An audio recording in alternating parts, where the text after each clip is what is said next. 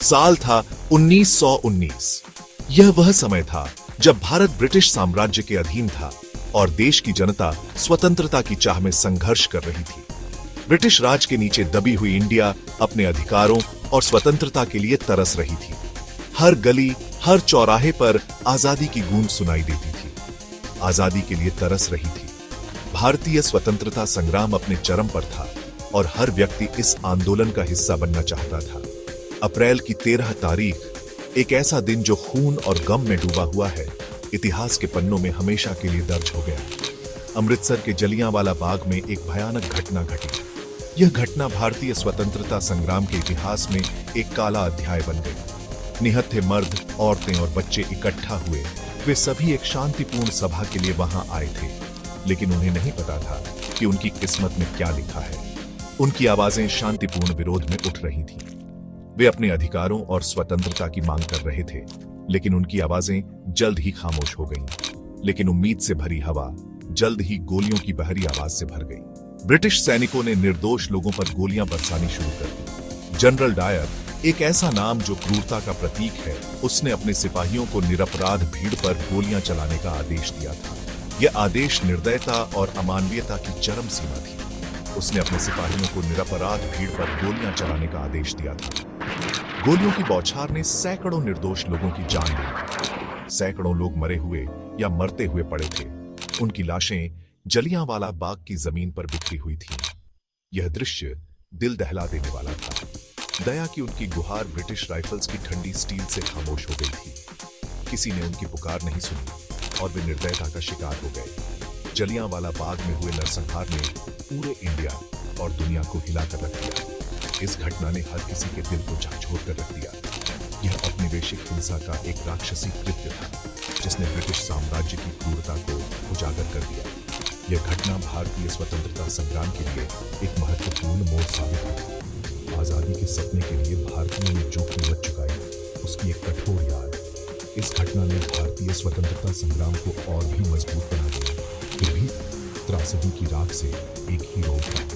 इस घटना ने कई लोगों को प्रेरित किया और उनमें से एक थे चेट्टूर शंकरन नायर। उनका नाम था चेट्टूर शंकरन नायर, जो एक महान नेता और न्याय के प्रतीक थे। उन्होंने इस घटना के खिलाफ आवाज उठाई और न्याय की मांग की। अटूट सिद्धांत और साहस वाले एक आदमी, उन्होंने कभी भी अन्याय के सामने झुकना नहीं सीखा और हमेशा सच्चाई और न्याय के लिए खड़े रहे। वह जलियांवाला बाग के पीड़ितों के लिए न्याय की मांग करते हुए ब्रिटिश साम्राज्य की ताकत का सामना करेंगे। उनकी लड़ाई ने कई लोगों को प्रेरित किया ब्रिटिश साम्राज्य की ताकत का सामना करने। उनकी लड़ाई ने भारतीय स्वतंत्रता संग्राम को एक नई दिशा दी और लोगों में नई ऊर्जा थी। उनकी लड़ाई इन अंधेरे समय में आशा की किरण आने वाली पीढ़ियों को प्रेरित करेगी। उनकी कहानी हमें यह सिखाती है कि अन्याय के खिलाफ खड़ा होना कितना महत्वपूर्ण है। आने वाली पीढ़ियों को प्रेरित करेगी। जलियांवाला बाग का नरसंहार और उसके बाद की घटनाएं हमें यह याद दिलाती हैं कि स्वतंत्रता की कीमत बहुत बड़ी होती है, लेकिन यह संघर्ष हमें एकजुट और मजबूत बनाता है। 1857 में जन्मे, जिस साल इंडिया ने ब्रिटिश शासन के खिलाफ एक महान विद्रोह देखा, सी शंकरन नायर का जीवन इतिहास के साथ जुड़ा हुआ लग रहा था। एक प्रतिभाशाली कानूनी दिमाग, वह एक प्रमुख वकील बन गए। उनकी बुद्धि केवल उनके न्याय की अटूट भावना से मेल खाती थी। नायर का करियर लोक सेवा के प्रति गहरी प्रतिबद्धता से भरा था।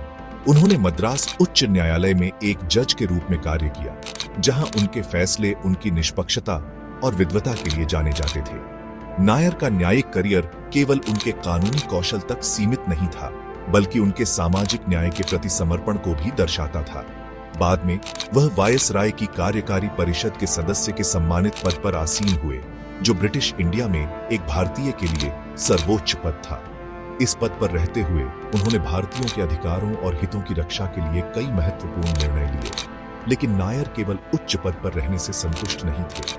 उन्होंने इसे अपने देशवासियों के लिए वकालत करने, औपनिवेशिक शासन द्वारा किए गए अन्याय के खिलाफ आवाज उठाने के मंच के रूप में देखा। उनके लिए यह एक अवसर था कि वे अपने लोगों के लिए न्याय और समानता की लड़ाई लड़ सकें। जब जलियांवाला बाग की भयावहता सामने आई, तो नायर जानते थे कि वह चुप नहीं रह सकते।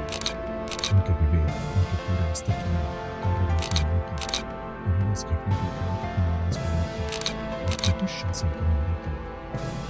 आजमाने के बाद तभी कुछ लोग चैंपियन बनेंगे। नायर ने अपने जीवन को न्याय और सच्चाई के लिए समर्पित कर दिया। उनके कार्यों ने न केवल उनके समय में बल्कि आने वाली पीढ़ियों के लिए भी एक मिसाल कायम की। नायर का जीवन और करियर हमें यह सिखाता है कि न्याय और सच्चाई के लिए लड़ाई कभी समाप्त नहीं होती। यह एक निरंतर प्रयास है और हमें हमेशा इसके लिए तैयार रहना चाहिए। उनके योगदान को कभी नहीं भुलाया जा सकता और वो हमेशा हमारे दिलों में एक प्रेरणा के रूप में जीवित रहेंगे। शंकर नायर का जीवन और कार्य हमें याद दिलाता है कि एक व्यक्ति भी बदलाव ला सकता है। उनके साहस और समर्पण ने उन्हें इतिहास में एक महत्वपूर्ण स्थान दिलाया है। उनके जीवन की कहानी हमें प्रेरित करती है कि हमें अपने समाज में न्याय और समानता के लिए नायर की विरासत हमें यह सिखाती है कि सच्चाई और न्याय के लिए लड़ाई कभी व्यर्थ नहीं जाती। शंकरन नायर का जीवन एक प्रेरणा है और उनकी कहानी हमें यह सिखाती है कि न्याय और सच्चाई के लिए लड़ाई कभी समाप्त नहीं होती। उनके योगदान को कभी नहीं भुलाया जा सकता और वह हमेशा हमारे दिलों में एक प्रेरणा के रूप में जीवित रहेंगे। जब जलियांवाला बाग की भयावहता सामने आई तो नायर जानते थे कि वह चुप नहीं रह सकते। उनके विवेक, उनके पूरे अस्तित्व ने कार्रवाई की मांग की। उन्होंने इस घटना के खिलाफ अपनी आवाज बुलंद की और ब्रिटिश शासन की निंदा की। उनके विवेक, उनके पूरे अस्तित्व ने कार्रवाई की मांग की। उन्होंने इस घटना के खिलाफ अपनी आवाज बुलंद की और ब्रिटिश शासन की निंदा की। वह आवाज ही उनकी आवाज, तभी कुछ लोग चैंपियन बनेंगे। नायर ने अपने जीवन को न्याय और सच्चाई के लिए समर्पित कर दिया।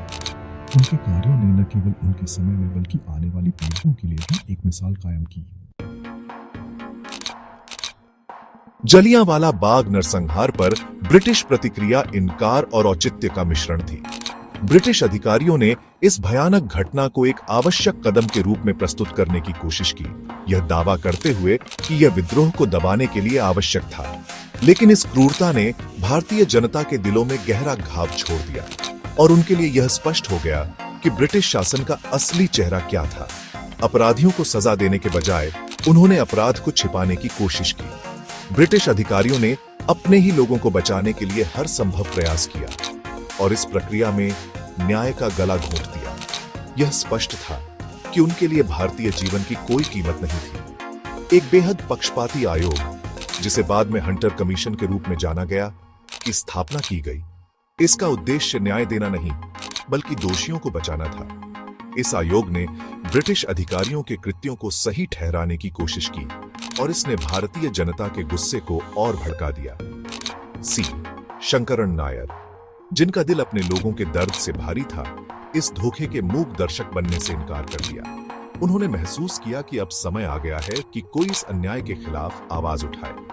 नायर ने अपने लोगों के लिए खड़े होने का फैसला किया, भले ही इसका मतलब उनके लिए व्यक्तिगत और पेशेवर जोखिम हो। वायसराय की कार्यकारी परिषद से इस्तीफा देकर उन्होंने ब्रिटिश सरकार की तीखी आलोचना की। उनका इस्तीफा एक प्रतीकात्मक कदम था, जिसने ब्रिटिश शासन के खिलाफ भारतीय जनता के गुस्से को और बढ़ा दिया। नायर का यह कदम एक स्पष्ट संदेश था कि अब और अन्याय बर्दाश्त नहीं किया जाएगा। उनके शब्द तलवार की तरह तेज ब्रिटिश प्रचार के पर्दे को चीर कर रख दिया। उन्होंने अपने भाषणों में ब्रिटिश सरकार की नीतियों और उनके अत्याचारों को उजागर किया। नायर के शब्दों ने भारतीय जनता को जागरूक किया और उन्हें अपने अधिकारों के लिए लड़ने के लिए प्रेरित किया। उन्होंने नरसंहार को निहत्थे और निर्दोष लोगों का एक ठंडे खून और सोची समझी हत्या करार दिया। नायर ने इस घटना को ब्रिटिश शासन की क्रूरता और अमानवीयता का प्रतीक बताया। उनके इस बयान ने भारतीय स्वतंत्रता संग्राम को एक नई दिशा दी। उन्होंने ब्रिटिश सरकार पर सच्चाई की आवाज को दबाने और इंडिया की भावना को कुचलने की कोशिश करने का आरोप लगाया। नायर ने कहा कि ब्रिटिश सरकार ने हमेशा भारतीय जनता की आवाज को दबाने की कोशिश की। अब समय आ गया है कि भारतीय जनता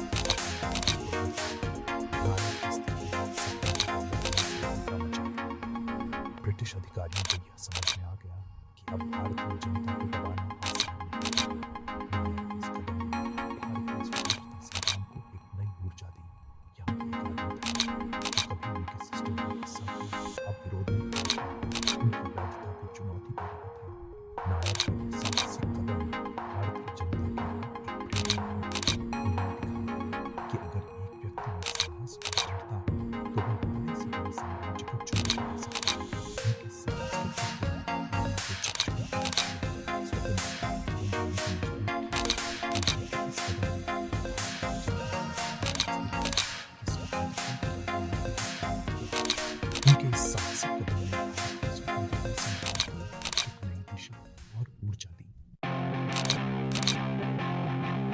सी।